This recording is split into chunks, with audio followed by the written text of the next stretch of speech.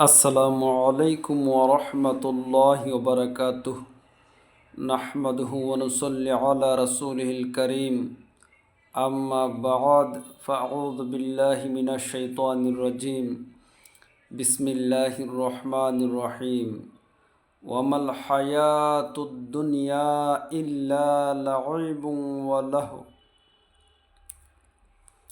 দুনিয়ার জীবন খেল তামাশা ছাড়া আর কিছুই না। আল্লাহ বলেন যে দুনিয়ার জীবন খেল তামাশা ছাড়া আর কিছুই না। দুনিয়ার চাকচিক্য, ক্ষণস্থায়ী ভোগ বিলাসের প্রতি আসক্তি ত্যাগ করতে হবে। দুনিয়ার ভালোবাসা ত্যাগ করতে হবে। আখেরাতের অনন্ত জীবনের জন্য প্রস্তুতি নিতে হবে। কারণ এই দুনিয়াটা হচ্ছে খেল তামাশার দুনিয়া।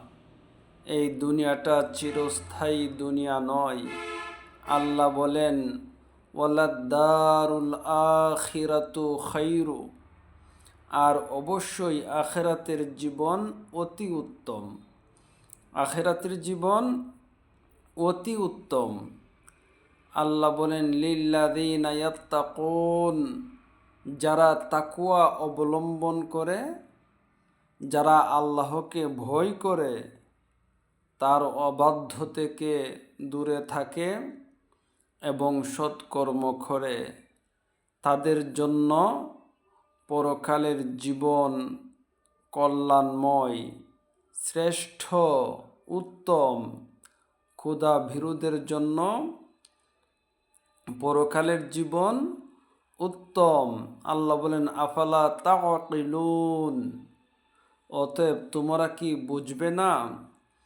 আল্লাহ মানুষকে প্রশ্ন করছেন, কাফেরদেরকে প্রশ্ন করছেন, তোমরা কি নিজেদের বুদ্ধি বা বিবেক ব্যবহার করো না? দুনিয়ার তুচ্ছ খেলাধুলার পেছনে ছুটে তোমরা কেন পরকালের চিরস্থায়ী দুনিয়াকে ভুলে গেছো? এই স্পষ্ট সত্য কথাটি উপলব্ধি করার জন্য কি মানুষের কোনো বুদ্ধি বা বোধশক্তি নেই? এই দুনিয়া ক্ষণস্থায়ী দুনিয়া, খেল তামাশার দুনিয়া।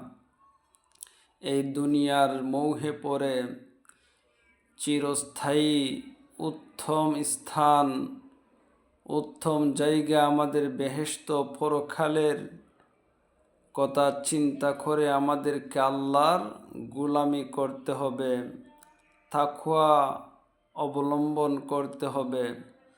কাফের বেঈমানদের মতো চললে হবে না। আল্লাহ যেন আমাদেরকে এই আয়াতের উপর সুন্দর করে আমল করার তৌফিক দেন। আমিন।